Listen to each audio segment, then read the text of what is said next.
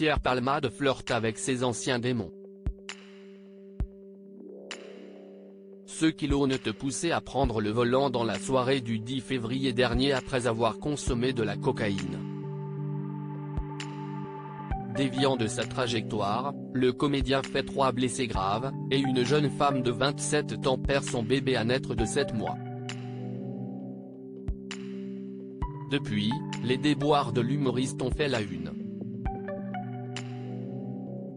Lui est mis en examen pour homicide et blessures involontaires, mais en ayant retrouvé une certaine liberté, il renoue avec les soirées bordelaises. Si est plus fort que lui. Il est addict à la fête et à la nuit, il ne sait pas vivre sans ça, confie l'un de ses proches à Voici. Pour preuve, des images de sa virée nocturne le samedi 24 juin à l'Ultra Club, à Bordeaux.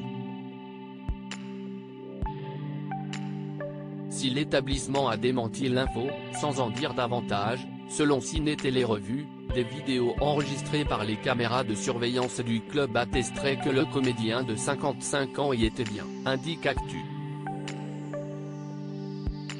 FR. BFM TV rappelle que Pierre Palmade n'est plus hospitalisé depuis le début du mois et a ainsi vu son contrôle judiciaire être allégé. Pour autant, l'ami de Muriel Robien l'interdiction d'entrer en contact avec les victimes de l'accident qu'il a provoqué et de prendre le volant.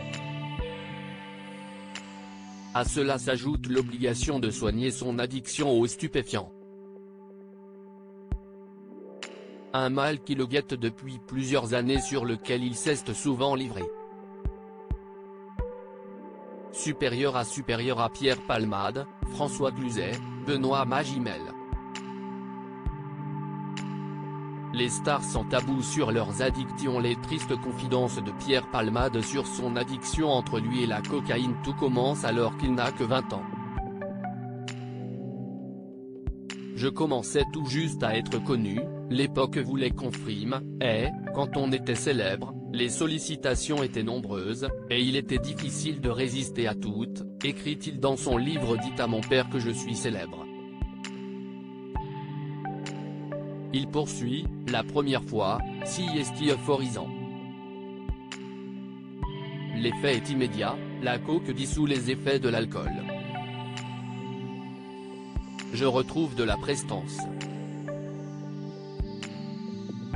Mais avec la poudre blanche, ce poison, une drogue très sournoise, il trouve un médicament contre son auto-homophobie pour vivre en paix son intimité.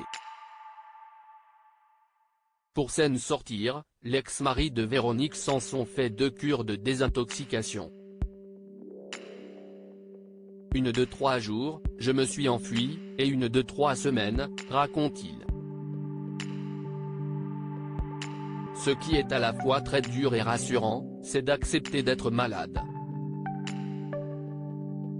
Il faut éviter des contextes, des personnes. Crédit Photo, agence.